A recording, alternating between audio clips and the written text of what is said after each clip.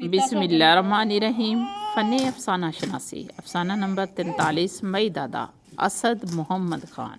Theme: ख़ानदानी मुलाज़मों की ख़ानदान से मोहब्बत और ख़ानदानों की वापसी मुलाज़मों से मोहब्बत को ज़ाहिर करता है। किरदार हैं इसके मुसन्नफ़ घर वाले मई दादा। मई दादा मजीद। मई दादा का असल नाम अब्दुल मजीद यूसुफ ज़ई था। शानदार जवानी के मालिक मई दादा के बारे में मशहूर था कि वो मुसलमान नहीं, बहुत बहादुर इंसान थे। अंग्रेज़ी तालीम के बारे में ज़री ख्याल रखते थे कि आदमी को बुज़दिल बना देती है, और इस बात पर अबाजी से डांट खाकर 4 दिन बाकी घर वालों से भी रूठे रहे और बड़ी मुश्किल से माने थे। इस्म नवीसी के माहिर थे, यानी बाप दादा परदादा सब के नाम जानते थे और मुसन्नफ़ की शजरा लिखने में मदद करते थे। शजरा लिखना एक ख़ानदानी रस्म था।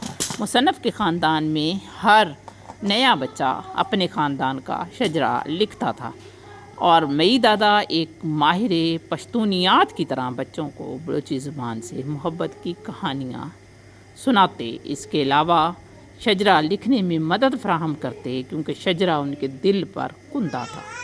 मई दादा रहमदिल थे। सिर्फ़ उनके इसरार पर मुसन्निफ़ के वालिद ने 4 घरों पर मुश्तमिल एक घर को अपने घर में पनाह दी, जो हिजरत करके पुरशौक़ दौर में आया था।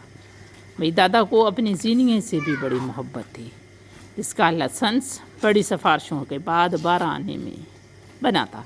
न सिर्फ अपने ज़ीनिए का लाइसेंस बल्कि घर के दीगर लाइसेंस भी मई दादा ही हर साल रीन्यू करवाते थे, चाहे सारा दिन लाइन में क्यों ना लगना पड़े। असला जब हुकूमत ने जमा किया तो कई दिन मई दादा मुगली ज़ात बकते रहे।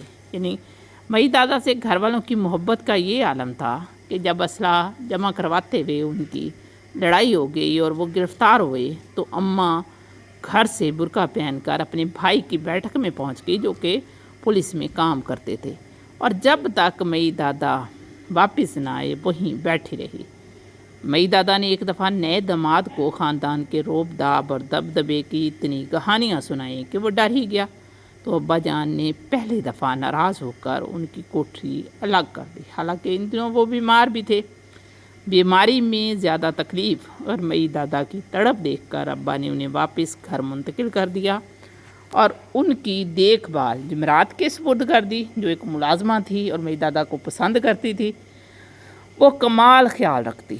अब्बा भी मई दादा का ख्याल रखते, उन्हें वाशरूम ले जाते। जब अब्बा वाशरूम लेके जाते तो मई दादा शर्म से बहुत रोते कि बड़े अब्बा को हाथों से खिलाया था।